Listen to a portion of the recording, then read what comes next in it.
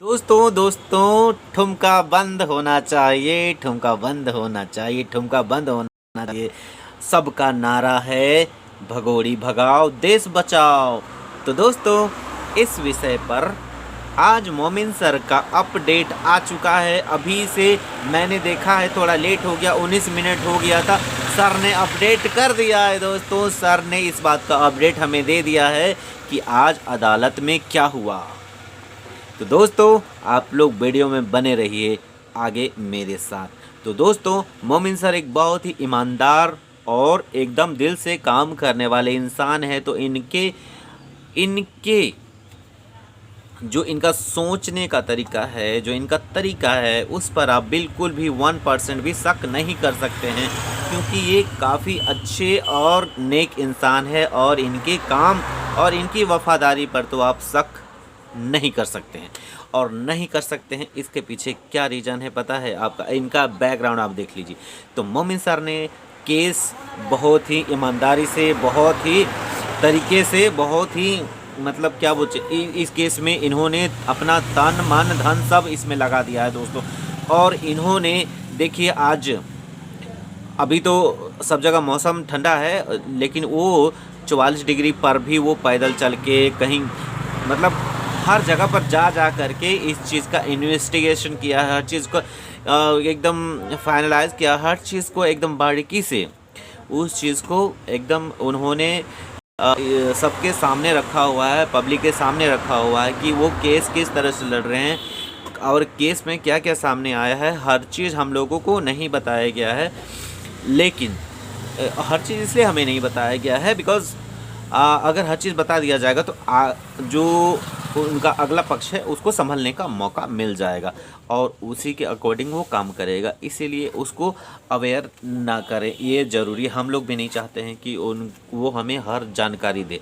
हर जानकारी देंगे तो अगला तो अवेयर हो जाएगा ना, फिर वो बचने के रास्ते भी निकाल लेगा। तो सर ऐसे जकड़ रहे हैं ना कि वो उसको निकलने का मौका नहीं मिलेगा तो वो फंस जाएगा।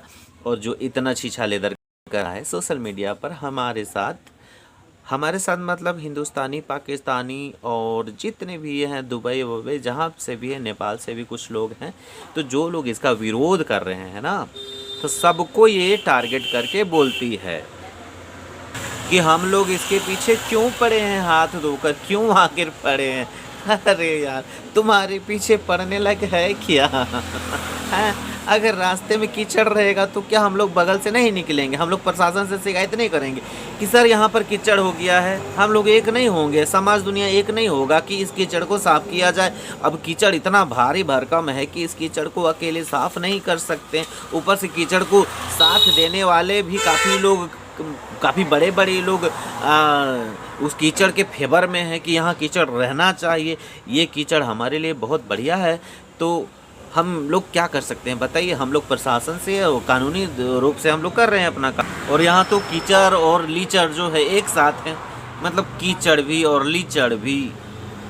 हम लोग ऐसे इतना मतलब कीचड़ और लीचड़ को हम लोग कैसे बर्दाश्त कर सकते हैं बताइए? तो कीचड़ और लीचड़ को तो यहाँ से भागा नहीं है, कीचड़ और लीचड़ को तो वहाँ पर उसकी औकात दिखानी है, उसको अपने जगह से हटाना ही है। वो गंदगी हमें नहीं चाहिए, क्योंकि ये गंदगी आज कल हमारे बच्चों के पास चली जाएगी, फिर उनके बच्चों के पास चली जाएगी, फिर ये सिस्टम ही बन जाएगा कि ये जो गंदगी है वो फैलते ही चले जाएगी। और ये जो कोरोना की तरह बीमारी जो है, पूरा एक इंसान से 4 इंसान, 4 इंसान से 8 इंसान, 8 इंसान से इस तरह से लगातार बढ़ते पूरा देश विदेश पूरा दुनिया में ये कहर बर पाएगा। इससे अच्छा है कि इस कीचड़ को पहले ही यहाँ से रफा दफा करो। यही मेन चीज़ होता है, यही मेन असली इसका इलाज होता है दोस्तों। अगर इसका इलाज नहीं कर सकते हैं, लेकिन कुछ लोग होते हैं कि इलाज तो कर नहीं पाते हैं, कुछ करते नहीं है, जो कर रहा है उसके भी पीछे पड़े रहते हैं। कुछ लोगों को दोस्तों क्या चुल पड़ी हुई रहती है मुझे समझ में नहीं आता, क्योंकि हम लोग जान रहे हैं कि ये हमारे देश के लिए खतरा है। तो खतरा हमारे देश के लिए मेरा पर्सनल खतरा नहीं है, आपके लिए भी खतरा है, तुम्हारे लिए भी खतरा है। जो तुम बोलते रहते हो ना बीच में कि उसके पीछे क्यों पड़े हुए, तो तुम्हारे लिए भी खतरा, हम तुम्हारे लिए भी बोल रहे हैं। फिर भी तुम्हारी क्या खुजली है, क्या बाबा सिर है, समझ में नहीं आता। अपना इलाज करवा ले यार। क्योंकि तुम लोग खुद एक अपने आप में एक बीमारी हो, और ऐसी लाइलाज बीमारी हो कि तुम अगर अपना लाइलाज जो बीमारी है, इस बीमारी को अगर तुम लोग नहीं ख़त्म करोगे, इलाज नहीं करवाओगे, तो ये बहुत बड़ा रूप ले लेगा, और आगे जा कर के तुम्हारे ही समाज, तुम्हारे परिवार को, तुम्हारी मतलब जो आसपास का है, जो सिम्टम्स है उसको, जो सिस्टम है उसको ख़राब करेगा, क्योंकि इस बीमारी का सिम्टम्स जो है बहुत ख़राब है, तो आपका सिस्टम ख़राब करेगा ही करेगा। तो इसलिए हम लोग लगे हुए हैं, तो आप लोग हमारे पीछे लग जाते हो। तो ऐसे लोगों को तो हम लोग गद्दार ही कहेंगे, क्योंकि आप लोग गद्दार हो जो एक पाकिस्तानी को, एक भगोड़ी को, एक बदचलन को, जो एक नंबर का अयासबाज है, उसको हमारे पास ज़बरदस्ती थोपना चाहते हो, हमारे समाज में बिठाना चाहते हो। क्यों बिठाना चाहते हो? क्यों? अगर इतनी ज़्यादा दिल लगी है तो उसको अपने घर रख लो। क्यों उसको नकली पति खरीदना पड़ा? क्यों उसको एक आवारा टाइप का अयास किस्म का एक वकील करना पड़ा, जिसको कुछ बुझाता सुझाता नहीं है, बहन बना लेता है, हैं? उसके बाद जब बहुत बड़ी रिपोर्टर से सामना पड़ता है तो उसको कबूल करना ही पड़ता है कि ये मेरी क्लाइंट है। मेरी क्लाइंट है, बहन बहन नहीं है। मतलब ये दिखावटी समाज को दिखावटी कि मेरी बहन है, तभी तो सबको लगता था कि ये इसकी बहन नहीं है, इसका कुछ और है, बहन बहन नहीं है। सबको पता था इसकी बहन नहीं है। लेकिन ये जबरदस्ती मेरी बहन है, बहन है, और इसके मुंह से निकल ही जाता था देसी घी लगाओ पराठा पे, लगाओ यहाँ, लगाओ वहाँ। अरे यार, कुछ तो लिहाज कर लिया होता। पराठा है तो अपने घर के अंदर खाओ, दुनिया को क्यों दिखाना कि यहाँ लगाओ वहाँ लगाओ और खा लो। घर के अंदर खाओ, समाज में क्यों दिखाते हो? एक तो बहन बोल रही हो, उसके बाद पराठा देसी घी बोल रही हो, हैं? तो किसी को भी लगेगा ना कि ये आदमी तो एक नंबर का ऐसा वाला। तो मैं बता रहा हूँ, मैं कहाँ था, मैं बता रहा था ना कि मोमिन सर ने ये कहा है कि अभी उसका फैसला नहीं आया है, लेकिन फैसला हमारे ही पक्ष में आने वाला है।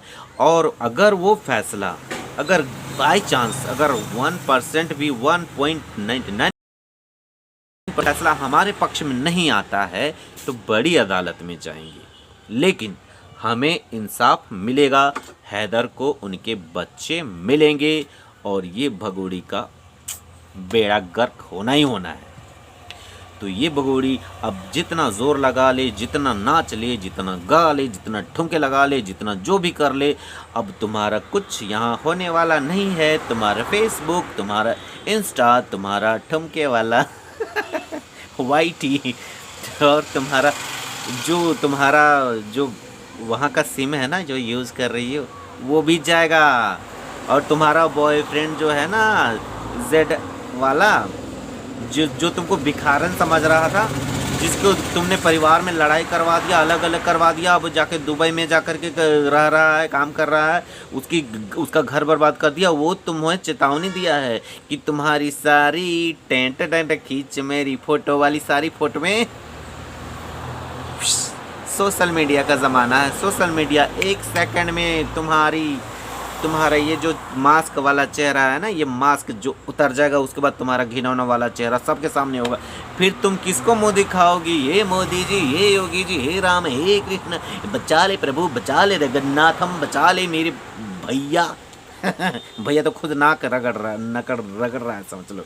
तुम्हारा भैया खुद नाक रगड़ने का लायक हो गया, अब वो कहीं पर किसी को मुँह दिखाने के काबिल नहीं। वो खुद को वकील कहने से भी शर्म आएगा एक दिन, मैं सच बता रहा हूँ।